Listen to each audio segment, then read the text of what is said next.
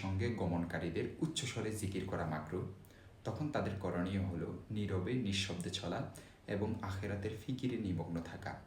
ইবনে জুরাইজ রাহমাতুল্লাহি আলাইহি থেকে বর্ণিত, তিনি বলেন, আন্না রাসূলুল্লাহি সাল্লাল্লাহু আলাইহি ওয়াসাল্লাম ইযা কানা ফি জানাজাতিন আকথারা সুকুতা ওয়া হাদ্দাসা নাফসা।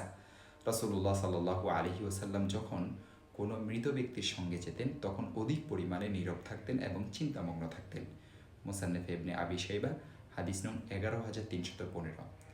হাসান বসরি রহমতুল্লাহি আলাইহি থেকে বর্ণিত, কয়েস ইবনে উবাদা রহমতুল্লাহি আলাইহি বলেন, রাসূলুল্লাহ সাল্লাল্লাহু আলাইহি ওয়াসাল্লামের সাহাবীরা 3 সময় চুপ থাকাকে পছন্দ করতেন।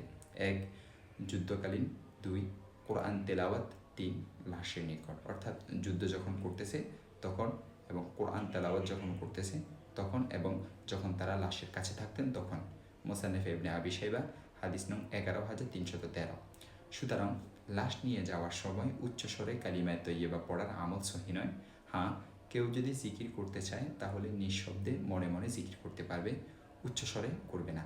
দেখতে পারেন আত-তাজনিস ওয়াল মাসিদ 2 নং খণ্ড 257 নং পৃষ্ঠা, ফাতাওয়ায়ে সিরাজিয়া 130 নং পৃষ্ঠা, শারহুল মুনিয়া 594 নং পৃষ্ঠা, ফাতাওয়ায়ে তাতারখানিয়া 3 নং খণ্ড 37 নং পৃষ্ঠা, আল বাহরুর রায়ক 2 নং খণ্ড 192 নং পৃষ্ঠা, মাজমাউল আনহার 1 নং খণ্ড 274 নং পৃষ্ঠা।